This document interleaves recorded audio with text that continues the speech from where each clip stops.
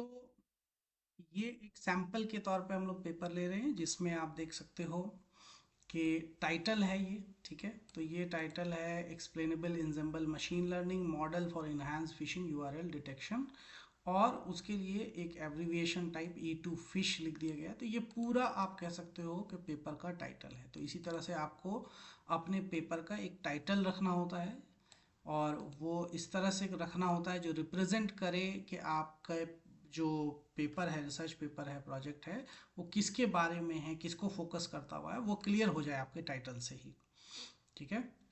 उसके बाद in general जो है ऑथर्स का नाम एंड उनके जो एफिलेशंस हैं वो डिटेल्स इस तरह से आपको रखनी होती है अपने पेपर में, जो भी लोग आपके उस रिसर्च पेपर में इन्वॉल्व रहे हैं लिखने में या उसको ड्राफ्ट करने में या डेवलप करने में। उसके बाद जो पहला सेक्शन होता है एब्स्ट्रैक्ट का, तो abstract is just like a summary of your paper.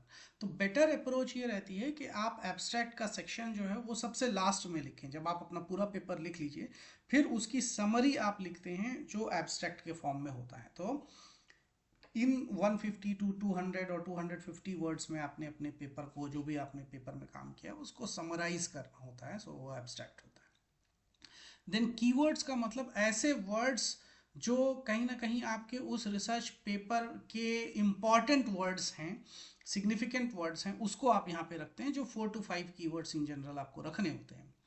उसके बाद जो पहला सेक्शन होता है इंट्रोडक्शन का, तो इसमें इन जनरल क्या करते हैं हम लोग कि इंट्रोडक्शन सेक्शन में आप अपने जो रिसर्च पेपर में जो भी काम किया उसका इंट्रोडक्टरी पार्ट सिर्फ लिखते हैं, और स्टार्ट करते हैं बैकग्राउंड से कि जैसे ये फिशिंग के बारे में है तो fishing is a form of social engineering, मतलब वो प्रॉब्लम क्या है उसके बारे में और क्या रिपोर्ट्स हैं उसके बारे में लिखते हैं।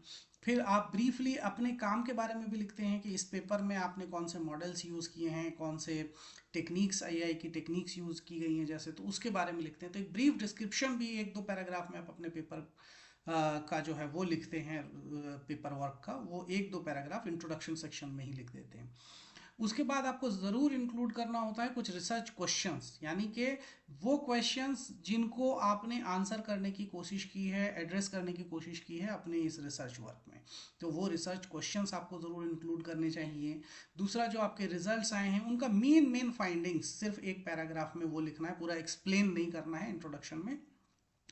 और उसके बाद एक लास्ट सेक्शन होता है remaining sections of the paper के, जो नेक्स्ट सेक्शन है, जैसे सेक्शन 2 है वो लिटरेचर रिव्यू के बारे में है, थर्ड जो है उसमें मेथोलॉजी की बात की गई है, फोर्थ एक्सपेरिमेंटल रिजल्ट्स के बारे में है, फिफ्थ में कंक्लूजन है। तो ये एक इस तरह का लास्ट पैराग्राफ हम लोग इंट्रोडक्शन में रखते हैं जिसमें रिमेनिंग सेक्शंस में कौन से सेक्शन में क्या कवर किया गया है उसके बारे में आप एक एक लाइन में लिखते हैं बहुत शॉर्ट में।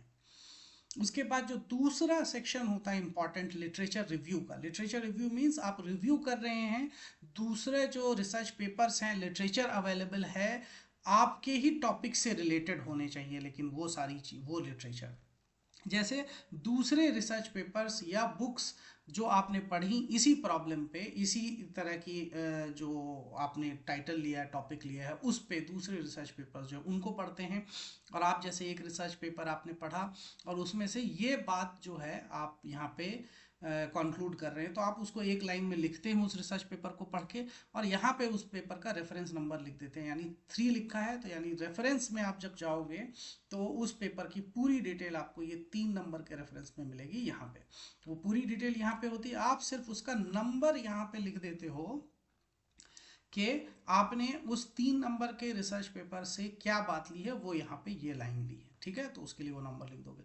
4th नंबर के पेपर से क्या बात ली है तो वो ये लाइन लिया है, ठीक है।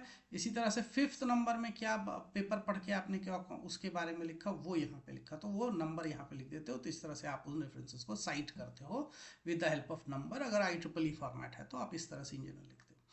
लिटरेचर रिव्यू में एक बात ये ध्यान रखनी है कि सारे पेपर्स जिनको आपने रिव्यू किया उनको पढ़ने के बाद एक लास्ट पैराग्राफ में लिखते हो कि क्या आपने उन पेपर्स को, लिटरेचर को रिव्यू करने के बाद गैप मिला है आपको। जैसे कि यहाँ पे लिखा गया है कि ensemble models are still in progress and XAI with ensemble जो है बहुत लेस एक्सप्लोर्ड हुआ है, रेयरली एक्सप्लोर हुआ है। तो आप ये गैप फाइंड आउट करते हो कि भाई explainable AI and ensemble machine learning models come explore हुए हैं, इसीलिए आपने अपने पेपर में इन दोनों को इंक्लूड करके जो है वो रिसर्च वर्क किया है। तो यहाँ तक आप अपना लिटरेचर रिव्यू लिखते हो, जिसके लास्ट पैराग्राफ में कहीं ना कहीं वो रिसर्च गैप ज़रूर मेंशन करते हो और कहीं ना कहीं कनेक्ट करने की कोशिश करते हो कि इसीलिए आपने इस रिसर्च पेपर में इन मॉडल्स को या इस मेथोलॉजी को, टेक्निक को जो है यूज़ किया है। ठीक है। देन थर्ड सेक्शन है आपका मेथोलॉजी का।